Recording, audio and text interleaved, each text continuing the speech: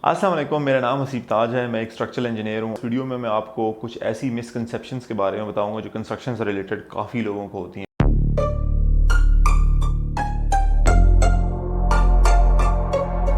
Let me start by steel. अक्सर लोग कहते हैं जी स्टील तो बहुत ज़्यादा पाना है, इतने टन पाना है तो बिल्कुल ज़बरदस्त हो जैसी कम। स्टील की जो अमाउंट है वो कोई बंदा, I have been a contractor myself, पिछले 8-9 साल से एज अ कॉन्ट्रैक्टर भी मैं काम कर रहा हूँ। वो कोई भी बंदा स्पेसिफिकली आपको नहीं बता सकता कि स्टील कितना लगेगा। स्टील सिर्फ एक स्ट्रक्चरल ड्राइंग जो बनाता है स्ट्रक्चरल इंजीनियर वो बता सकता है। और स्टील की एक बिल्डिंग और दूसरी बिल्डिंग से कंपैरिजन करना इट्स नॉट फेयर।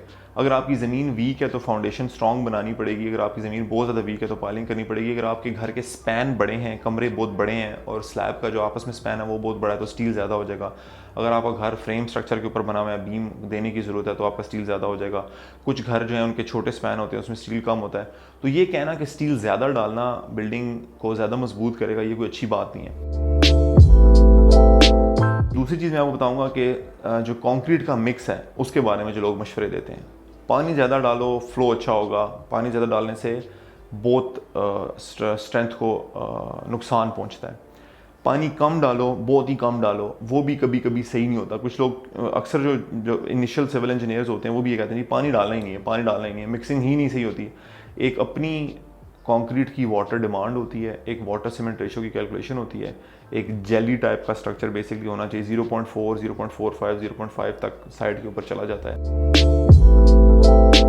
आर्किटेक्ट नक्शा बनाता है, स्ट्रक्चरल इंजीनियर नक्शा बनाता है, MEP इंजीनियर नक्शा बनाता है, या तुसा टेंशन नहीं लैनी, मैं बना देता हूँ। आपको पता होना चाहिए कि नक्शे किसको आप कह रहे हैं और कौन बना रहा है। अगर आपने सिर्फ एक 3D देखना है और उसका यूजेज देखना है कि कमरे के साइज़ कितने होने चाहिए, दीवारें वगैरह, तो वो आर्किटेक्ट बनाता है। किसी और से बनवाएंगे तो वो प्रॉब्लली इतना अच्छा नहीं बनाएगा, वो किसी और की कॉपी करेगा। उस नक्शे को देख के इसके अंदर ईंटें कितनी लगेंगी, स्टील कितना लगेगा, स्लैब की थिकनेस कितनी होगी, वो ड्राइंग जो होती है, वो वाला जो नक्शा होता है उसको स्ट्रक्चरल ड्राइंग कहते हैं, वो स्ट्रक्चरल इंजीनियर बनाता है। उसके बाद प्लम्बिंग के पाइप्स कहाँ से जाएंगे, इलेक्ट्रिक के पाइप्स कहाँ से जाएंगे, तारें कितनी लगेंगी, पाइप कितने चौड़े होंगे, इसको MEP mechanical electrical plumbing drawing कहते हैं। इसका MEP इंजीनियर होता है। अगर कोई बंदा आपको ये कह रहा है कि मैं बना देता हूँ तो प्रॉबेबली वो प्रोफेशनल नहीं है। आपको पता ज़रूर होना चाहिए कि प्रोफेशनल नहीं है, ये इसके गलती करने के चांसेस थोड़े से प्रोफेशनल से थोड़े से ज़्यादा हैं। तो आप अगर प्रोफेशनल से काम करें तो यकीन करें इंतहाई सस्ता होता है वो काम, लेकिन बहुत बेहतर हो जाता है। आपकी स्टील की बचत हो जाती है, ओवरऑल चीज़ों की बचत हो जाती है। तो ये आपको पता होना चाहिए कि नक्शा जब आप कहते हैं तो नक्शा किसको कह रहे हैं, आर्किटेक्चरल ड्राइंग को, स्ट्रक्चरल ड्राइंग को, या MEP ड्राइंग को, और ये कौन कौन बनाता है।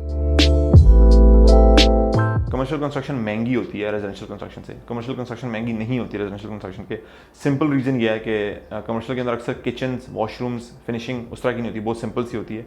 हम डब्बा डब्बा बनाते हैं। जो रेजिडेंशियल होती है उसके अंदर किचन होते हैं, उनकी एक्सेसरीज होती हैं, वॉशरूम्स होते हैं, उनकी एक्सेसरीज होती हैं। अक्सर जो फिनिशिंग होती है ज़्यादा बेहतर होती है। तो रेजिडेंशियल कंस्ट्रक्शन यूजुअली, अगर आप बिल्डिंग की बात करें तो भी, घर की बात करें, वैसे अगर एक सिर्फ डब्बा बनाना है उसकी बात करें तो रेजिडेंशियल कंस्ट्रक्शन ज़्यादा महंगी पड़ती है फाइनेंशियली।